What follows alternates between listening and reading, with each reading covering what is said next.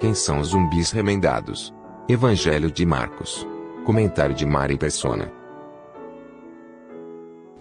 Após Jesus ser questionado da razão de seus discípulos não jejuarem, ele responde: como podem os convidados do noivo jejuar enquanto este está com eles? Não podem, enquanto tem consigo. Mas virão dias quando o noivo lhes será tirado e nesse tempo jejuarão. Marcos 2:19-20. A tentativa de se colocar os discípulos sob a lei gera uma resposta de graça e privilégio. Ele revela ser o noivo e os seus discípulos os convidados do noivo. Como poderiam jejuar de tristeza na companhia de quem trazia tanta alegria? Viria um tempo, e para eles estava próximo, quando o noivo lhes seria tirado. E aí sim teriam toda a razão em jejuar, mas não agora. A tentativa de subjugar os discípulos debaixo de leis e regras como o jejum, que cedo se transformariam em rituais e costumes religiosos, leva Jesus a explicar a nova ordem de coisas que ele vinha inaugurar. Ninguém põe remendo de pano novo em roupa velha, pois o remendo forçará a roupa, tornando pior o rasgo. Ninguém põe vinho novo em odres velhos, do contrário, o vinho romperá os odres. E tanto se perde o vinho como os odres, mas põe-se vinho novo em odres novos. Marcos 2:21-22. Remendar roupa velha é tentar costurar um novo caminhar em graça à velha ordem da lei, na qual a conduta exterior não era espontânea, mas regida por regras de comportamento. Odres eram sacos herméticos feitos de couro e, quando usados para fermentar vinho, não podiam ser reutilizados. O processo de fermentação fazia o odre inchar e a pele do couro perder a elasticidade. Quem colocasse vinho novo em odre velho, perdia o vinho e o recipiente. Isso nos fala da tentativa de se colocar o poder e a energia do Espírito Santo no velho homem. A novidade de vida, tanto interior quanto exterior, só poderia funcionar numa nova criação, numa nova criatura em Cristo Jesus. A cristandade sempre tentou aplicar a forma, o andar exterior do cristianismo ao judaísmo, causando um rasgo maior no testemunho cristão no mundo. As doutrinas da graça foram acatadas pela cristandade, mas as formalidades da lei também foram adotadas, fazendo da cristandade uma colcha de retalhos e cópia pirata do arraial israelita, do qual os hebreus convertidos eram exortados a sair. A carta aos hebreus, escrita aos judeus cristãos de há 2000 anos, nunca foi tão atual. Se naquele tempo o arraial do qual os judeus convertidos eram exortados a sair representava o sistema legal, social e religioso do judaísmo, hoje o arraial é a cristandade judaizada. O que fazer então? Saiamos até ele, a Cristo, fora do arraial, suportando a desonra que ele suportou. Hebreus 13, versículo 13. Certo sábado, Jesus estava passeando pelas lavouras de cereal. Enquanto caminhava com seus discípulos, eles começaram a colher espigas. Os fariseus lhe perguntaram: olha, por que eles estão fazendo o que não é permitido no sábado? Ele respondeu: vocês nunca leram o que fez Davi quando ele e seus companheiros estavam necessitados e com fome? Nos dias de Abiatar, o sumo sacerdote, Davi entrou na casa de Deus e comeu os pães da presença que apenas os sacerdotes era permitido comer, e os deu também aos seus companheiros. E então lhes disse: o sábado foi feito por causa do homem, e não o homem por causa do sábado. Assim, pois, o Filho do Homem é Senhor até mesmo do sábado. Marcos 2:23-28.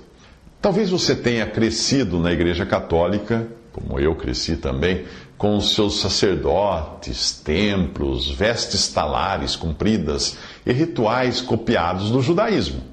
Ou, quiçá, você frequente uma das suas filhas protestantes, filhas do catolicismo, que saíram levando alguns desses elementos também. Pode ser ainda que você esteja sendo seduzido por seitas modernas que dizem Jesus em hebraico e caminham em marcha ré de volta à lei mosaica com seus membros paramentados à moda hebraica. Em qualquer caso, esse capítulo 2 do Evangelho de Marcos tem muito a lhe dizer. O capítulo começou com os religiosos judeus pondo empecilhos ao perdão de pecados do paralítico. Passou pelo sarcasmo deles, que não suportavam ver Jesus com corruptos e marginais, como Levi e seus amigos. Achavam que Deus queria salvar os sãos e os justos, e não os enfermos pecadores perdidos. Em seguida, tentaram obrigar os discípulos de Jesus a domarem a carne, o que relevou a insensatez de se aplicar remendo ao que já está arruinado, ou guardar no velho aquilo que é novo. Agora é a vez de desejar impor a sua própria interpretação da lei do sábado sobre os discípulos famintos, alheios ao fato de estarem diante do seu autor, do autor da lei, do autor do sábado, o mesmo Jeová que disse: desejo misericórdia, não sacrifícios. Oséias 6,6. Toda tentativa da religião legalista trombou com a graça daquele que é o autor da lei, do sábado e da vida, e que tinha vindo para salvar. Se você for como os judeus religiosos, ainda não entendeu o favor imerecido que é a graça. Você continuará achando que perdão se obtém por merecer, e irá olhar para os perdidos e dizer no seu íntimo: Deus, eu te agradeço porque não sou como os outros homens, ladrões, corruptos, adúlteros, nem mesmo como este publicano. Lucas 18:11.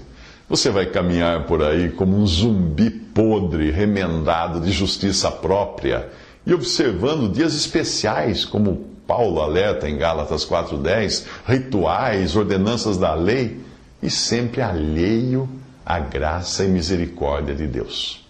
Qualquer passagem da Bíblia tem apenas uma interpretação, e a correta e intentada pelo Espírito Santo.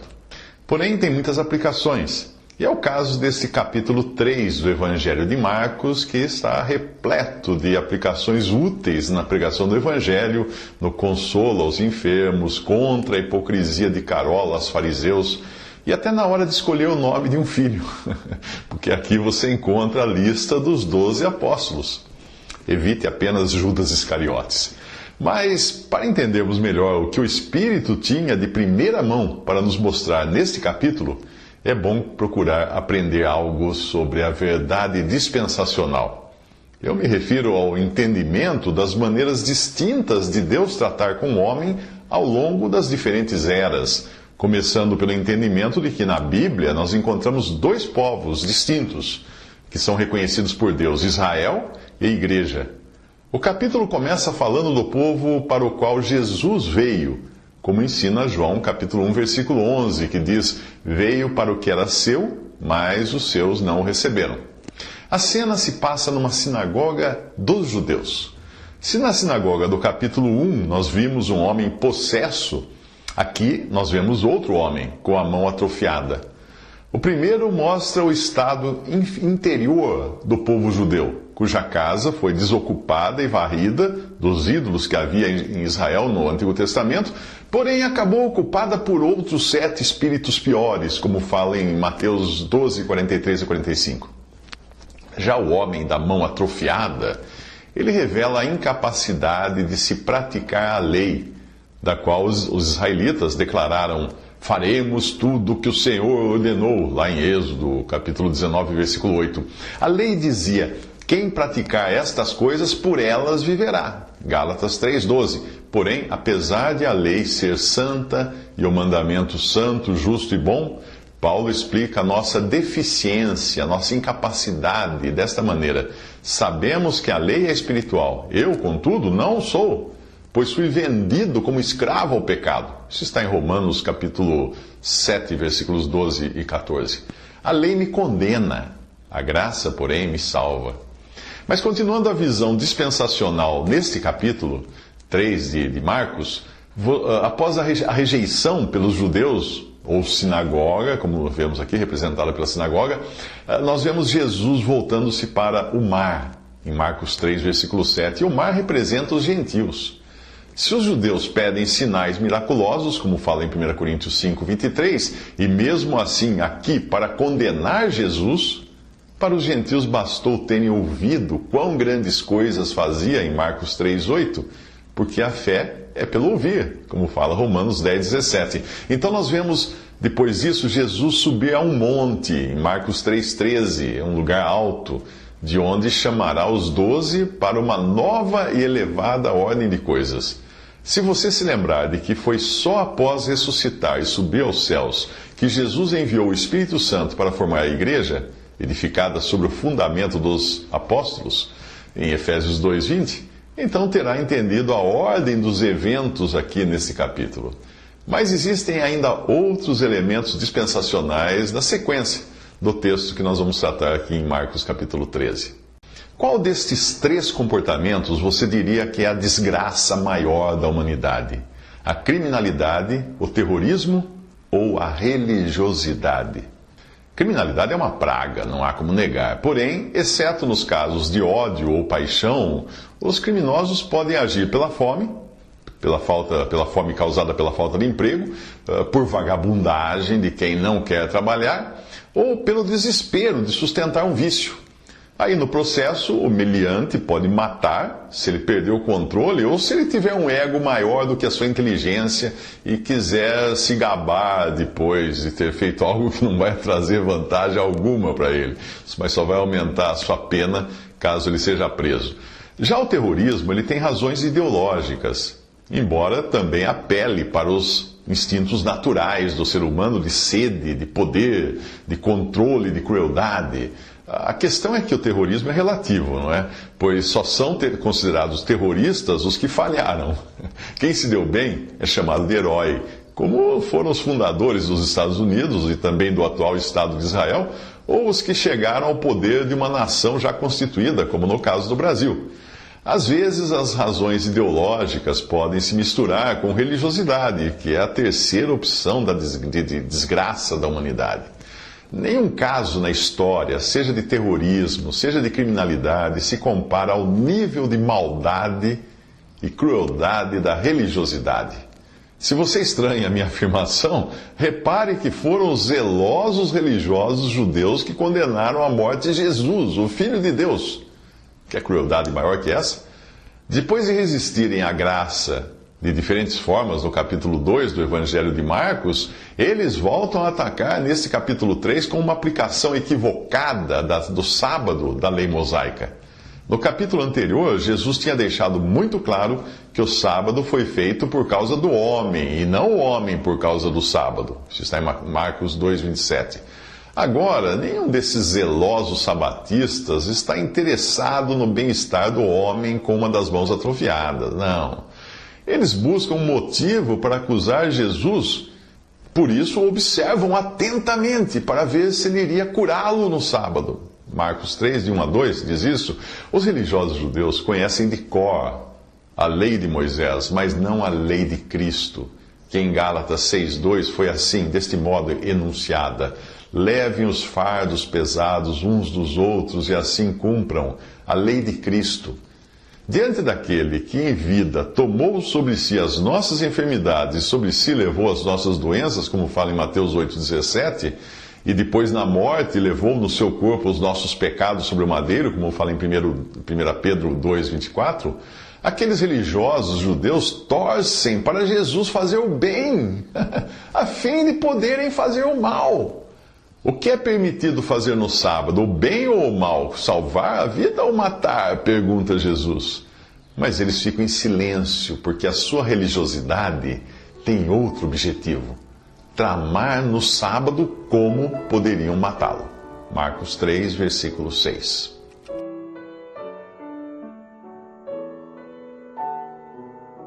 Visite Respondi.com.br. Visite também 3minutos.net.